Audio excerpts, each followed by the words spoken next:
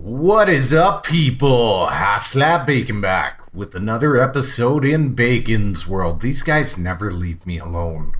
I swear, every area I open up down here is a frickin' slime chunk.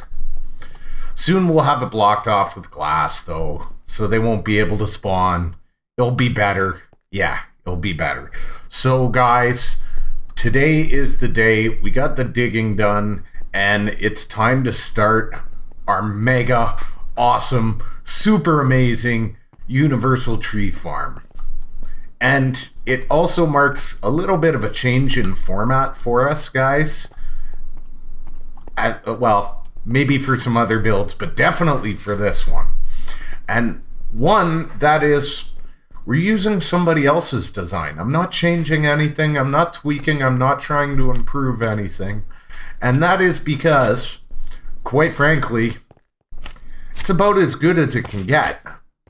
Now, for those of you that didn't catch the original video when we started the dig here, we are doing Ilmango's Universal Tree Farm, his most current version. Now, this is not for the faint of redstone heart. And part of the thing with the farm is failing to click the right lever for the right tree means you could break the farm and end up with hours of fixing.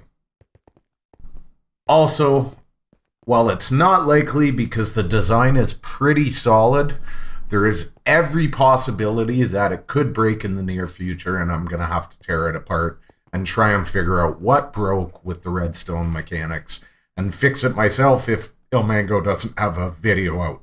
Or, let it sit here dormant. And that's why I usually design my own stuff, guys, is so I don't have that problem. However, Ilmango has spent more man hours at this point than anyone else alive with tree farms, so it just makes sense for me to take this one. Because of that, I'm going to be doing a lot off camera and explaining in chunks, and it's definitely not getting done in today's episode. Also, the episodes might be a little less timely while we're doing this, simply because I don't know how freaking long it's going to take. I just watched an hour-long tutorial before I started this episode in preparation for the episode. I've watched that tutorial at least a dozen times. I'm going to have to watch it while I'm doing today's work. Oh, and that's one of 3 tutorials required for this build. So, why don't we hop into Ilmango's world, test world, and check it out before I begin. Yes, we're here. It's a thing. It's a thing. Look at that beauty. It's amazeballs. Oh, look at it in front of us. It's even more amazeballs. So, guys, and I did break this once in past, and I'm pretty sure I think I know how I did it. I think I forgot to switch the right lever on when I was showing you guys on camera, and thus it broke the things. So, let's explain this daunting task. By the way, guys, for those of you wondering, he does have simpler farms that will do a limited amount of certain types of trees. I chose this one because it does everything except dark oak, and it does it at about as fast and efficient as you can get given the size. Now, you will notice there's the tree farm over there. And here's basically the completed builds. Mind you, we're not using this item filter thing because we don't have to.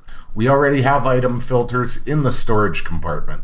So all we have to do is pick up the logs into a temporary storage and then send them into our sorting system after we're done AFK. The reason being, they're spaced far enough apart that I don't want this going while I'm AFKing here. I want it to be a shut the farm off and release the logs type of scenario. Because I am going to have to... This thing produces like anywhere from like 6,000 to 8,000 logs an hour. So after running it for a bit, I am going to have to go stand in my storage area or at least work in that area and keep the chunks loaded while it processes all the wood. That's just a thing. So we're going to have a separate storage area here that doesn't sort, picks up, but stores until I come out and push a button that says go and sends it off to our bulk sorting system, bulk storage. So we've got 3 things here, and that's why I mentioned 3 different tutorials. The hour and a half is on the tree farm itself, right over here. The core concept for this thing is it works on 0 tick pulses, so it moves as fast as possible, and that's why you see a lot of pistons and a lot of observer blocks and as little as possible on the redstone wiring, and a whole butt ton of repeaters and stuff to do the timing stuff and things. Now, ignore this block. This block is actually just here for the purpose of being able to run this in demonstration mode by putting a block there to delete the wood blocks. So, as you can see, yeah, pretty crazy. We've got sand and gravel timers popping up and down to help control the timing of the system. We've got random lights ensuring that everything except one spot stays above 7. We've got this bad boy here, again, to delete any blocks on this side, etc., etc. Now we're going to go into music and sounds, and we're going to grab blocks and go like this. Yes. Okay, so the block I actually placed in the back, and why that's not there regularly, is that is designed to replace, the command block there will replace whatever sapling I put there. So we're gonna select this, which actually slows part of the system down. It's not necessary on this in of itself per se, but it's necessary for the rest of the system. Why do acacia require separate timing? Well, because of the extra leaves they do on the side. But you can see how insane this is. Like,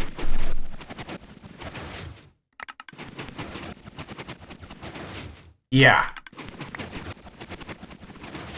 Yep, it's insane. I love it. I love it. I love it. So, right now, that is actually at light level 7. And if we shut the farm off, we can turn the switch back up. Let's take that back. You can see right now it's at light level 8. But if we go down here, we're going to push this bad boy. You can see how it's lowering those slime blocks, and that is to control the height of our oak trees, which I don't have any of because I'm a noob. But under that setup, we can see it's light level 7. The reason being, oaks, unlike others, and I don't have any, so we're not going to bother setting them off, but they have a natural growth cycle that can occur in between cycles, and no bueno, no bueno. We don't want that because it could throw off the timing of the farm and screw everything up.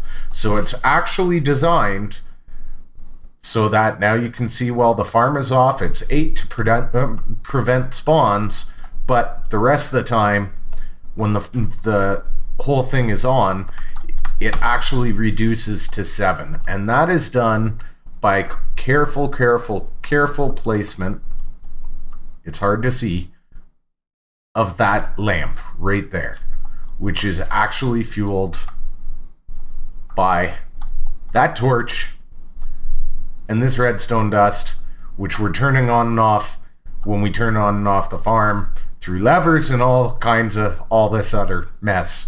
So yeah, from there we've got 2 separate things going on here, and we'll run the whole kit and kabang from over here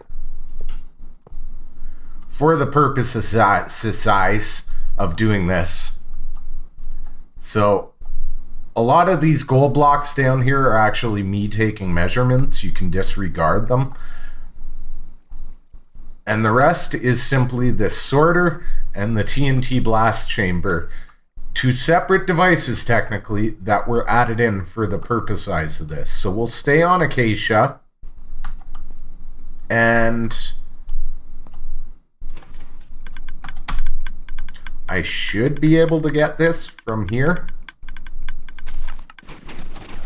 There we go. That's going to get the system going on the Acacia, so we can see the rest of what's going on. My apologies, guys. It's going to be laggy. But what that is actually doing is slowing down sending out the logs for the Acacia just a little bit with the second timer up in here. The section Ilmango actually has marked in gold is this. And that's just a timing changer. It's a slight delay on the system because the Acacia has to break 2 streams, unlike everything else, right? Because it can have more than one set of logs going through. So it's actually separating them in 2 directions instead of 1 for those odd piles you saw there. See, those ones that don't make the full height have to go in this direction and pile up until they fill up that row where it converts them down and joins them with the rest of the system, which is taking those full heights and converting them into a single stream over here. So for the Acacia, you actually have to do that from 2 points, where the rest of the wood can just be done from the one side. There's the timing complication. Then from there, we're going into a TNT blast chamber. Now, you can use a TNT duper up here, or you can just use, you know, a straight up box with a whole bunch of the TNTs, which I'm gonna use. No duping. We're actually gonna drop the TNT because I need something to do with all that sand and gunpowder, right? You know what I'm saying? Those chesticles of mine are always full. So I've been making up TNT for a long time for this. All this wiring here is just timing for this blast chamber. That's all it is. It's all designed to get this sucker to retract that piston at the right moment after it drops the TNT. We'll see it in a sec. So it blows up at exactly the right moment to get the minimal amount of loss. It actually doesn't destroy any logs. The ones you see sitting there are the only loss. So it's around 99%. It's amazing, but there's no way we're getting this done today, peeps. It's just, it ain't gonna be a thing. You know what I'm saying? It ain't gonna be a thing. So we can shut this off, and you can already see the ridiculous amount of saplings that generated. This box here is just for you to throw your extra saplings in, you know, to keep a bit of a supply going. And the ender chest back there serves no purpose other than having an ender chest somewhere for you to put stuff. That's it. That's all. The rest is carefully laid out and designed to use the space as efficiently as possible. Carpet, of course, is there to block spawning, so we don't have to worry about light levels in those corners. And the torch here is actually there to cause a block update over here when this thing grows. There is, you can see piston there, so it's a bud-powered block update. Yeah, very complicated, guys. And that's about as much as I want to explain it before we can get started. You can see we do get some leaf growth and some sapling loss, but ilmango took very careful care to make sure that you're getting enough sapling return to keep the system going. So now we have to build. Like I said, for those that are, you know, a little faint of heart when it comes to redstone this complicated, he has simpler farms. I will link his tutorial for this one as well as his simpler ones in case you want to build those, in the description. All right, time for me to get some work done. All right, peeps. Whew, this is getting fun. You don't even want to know how long this little bit took. So basically what we have here, naturally, I'm sure you could have figured out that there was a sticky piston underneath there that raised this stair while we were working. So the core to the farm is basically done, and that is, we got a couple droppers facing there, one facing into this dropper facing into that dropper, which all push up here, right? And you can see there's a hopper back here. This is where we're going to run our bone meal line into the system. Then the rest of these bad boys are for picking up the saplings. So it's basically a 5x5 area we need to cover. Now that torch is there because I think I need to put redstone dust here in a bit. This hopper is just for a transparent block, basically. Yeah, pretty much it. Same with the chest. You could put glass there. You wouldn't want to put a light because we're trying to control the lighting. This is pointed into here, doesn't really matter. This dropper is going to be the one that shoots the saplings out when we're standing here and allows us to pick them up. The rest of these just wrap into a big circle. This goes into here. Can't remember how I did this. I'm pretty sure. Yeah, I'm pretty sure I had them all going into there. This one goes directly in there. You know what, actually? Yeah, that's fine. That's fine. These naturally all wrap around. All these go straight into there.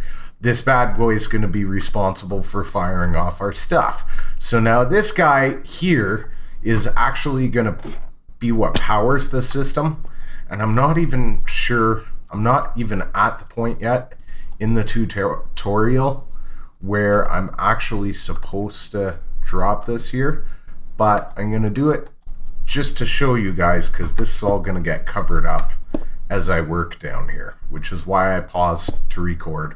So basically, that's going to do a sticky piston job. That's where our lever is, right? So powering that's going to push this down into, and he missed this part in the video, very important, what will be a comparator clock. So you can see it coming down into that comparator there. It's going to pass through that block into that block, and then I believe the next stage in the tutorial is to run it out this way, and basically it's going to circle around. There's some funky stuff going on.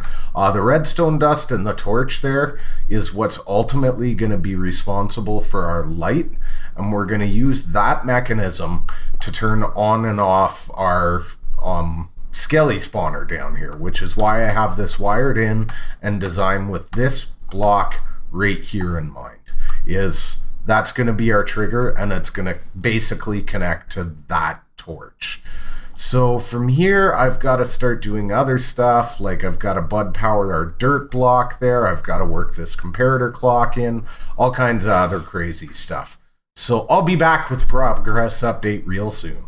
All right, guys, so it's starting to take shape. So, yeah. I haven't even gotten to this part yet. Basically, this is going to update that bud piston, which is going to force this to go out when it detects the tree turning into a solid block. But then we got this mesh of comparators coming in both directions to this here to lock and unlock the comparator clock. So I'm not going to go into like the technical explanation of every little thing, or this is going to be a 72-hour episode. You follow me? But I did want to point out, and for this I think we'll stick with the white blocks. I might change that at a later date, but I think now I need to show you the heart of how this is going to work, essentially. I'm unsure. You know what? This is one of those occasions where we can actually get away with using these, I believe. Should do the trick. Because that's going to power those. So what we're going to see now is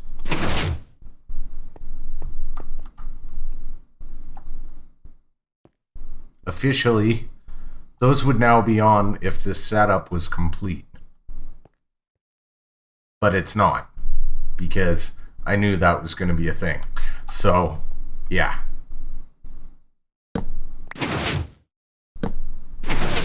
That's going to allow me, see, we've got that pushing in out. I've still got to put the other pistons in place to toggle those blocks, and that's going to allow me to turn the farm on and off. So that's really it, guys. This is the block that controls the light level up there, and this is the torch that turns it on and off when we fire that lever off. You can see it's going to bring the block down. It's going to power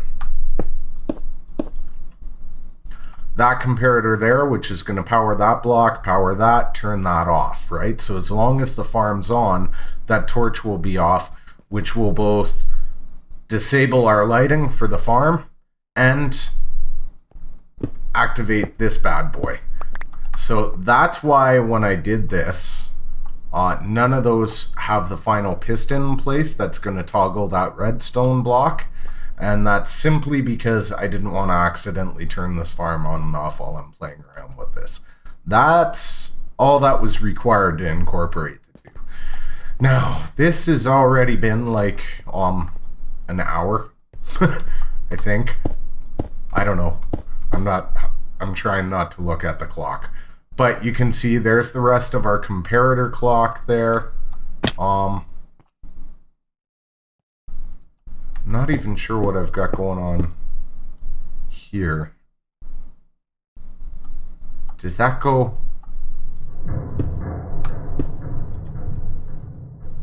Did I break something accidentally here? I don't know what I did, guys. See? Naturally, I'm going to have to double check all my work. Or is that wire for future use?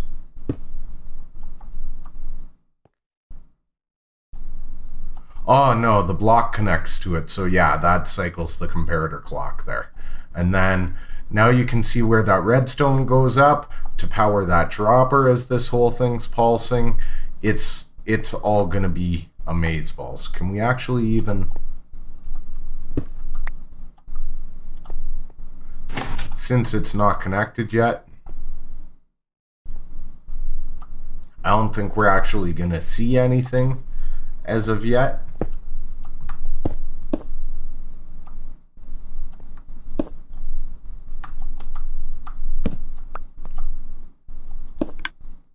But you can hear it's enabled. And now I've got stuff and things in there. So first pass test.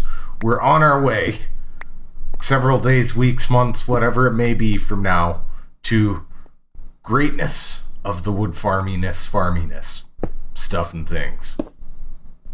Off to do more work. All right, guys. So, yeah, I'm tired. It's bedtime.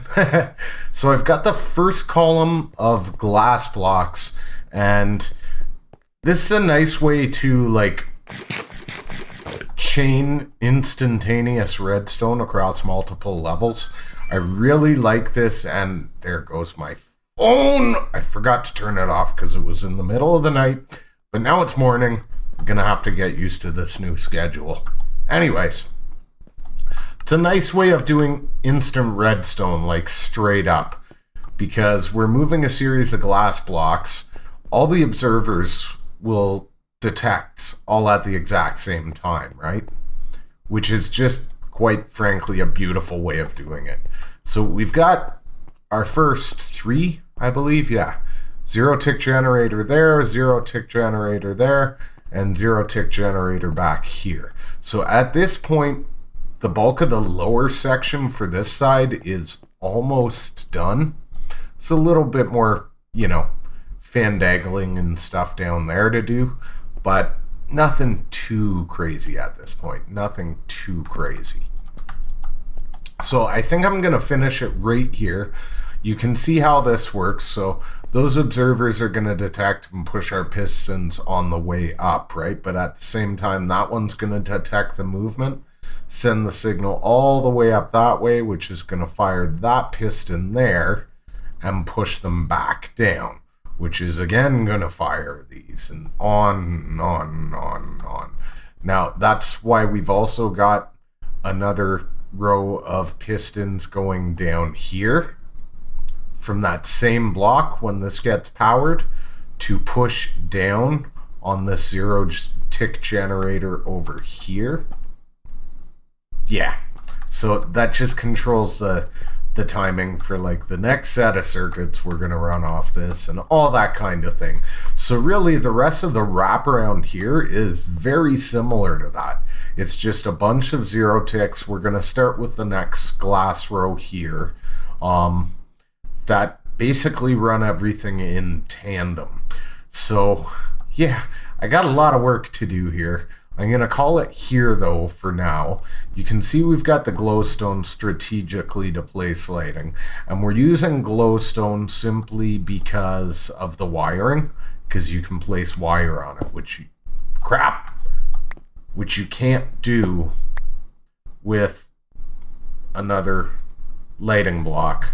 Like, say, my preference would be the sea lanterns, but it's not possible with this setup. So where we don't have to run wire, I'll probably put sea lanterns, but I'm not sure. If I remember correctly, I think he actually has wiring on every lighting block, if I remember. But this puts me about, I'll be yawning already, half an hour into his tutorial, almost exactly actually, and there's an hour left to go.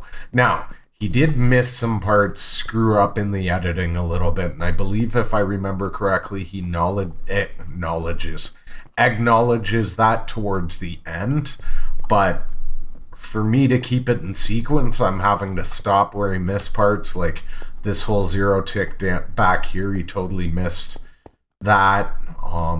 There was something else. Oh, the furnace over there, he missed. And I think part of the wiring underneath here or something. Yeah, part of the wiring back there that connects to this. He missed all that. So I had to go and look at the farm and manually install it, which takes more time. And just watching a tutorial's ridiculously time consuming. This on top of it is, quite frankly, redonkulous. You know what I'm saying? Absolutely redonkulous. I believe we're clear here. Yes, we are. I'm going to put another torch right here just because I'm really concerned about mobs until everything is done. Yeah, it's a thing. What do you want me to tell you? I'd rather overdo it on the torches. Once we're done, though, all the glowstone he has should be sufficient. But this is definitely going to be a lot. I'll do a bit more for the next little bit. It's pretty much just running these columns. So there is some more wiring to wrap around here. I'll probably do, a lot of it off camera, similar to how I did this. That, by the way, that dropper that I added to our repeater clock, that is what's going to fire wherever we run the bone meal into those and send it over to that one. So the rest of the time, we'll connect a hopper to that, and it'll just stop at that dropper. It won't go any farther. So really, really cool design, guys. Like, all in all, it's a beautifully designed farm. I'm looking forward to actually having it completed. Well, that one's gone forever. We can actually take that out and do this right now. Whoops. Not there, however. We'll stick that one there for now. We'll go like that. This has to be left open. We still got work to do there. But basically, This section, I believe, is done. Like so. I think that's how I'm leaving it. Can't remember if I'm leaving it 3 high or what. But essentially, that part is done. Save for leaving these open for ease of access for wiring and that kind of thing.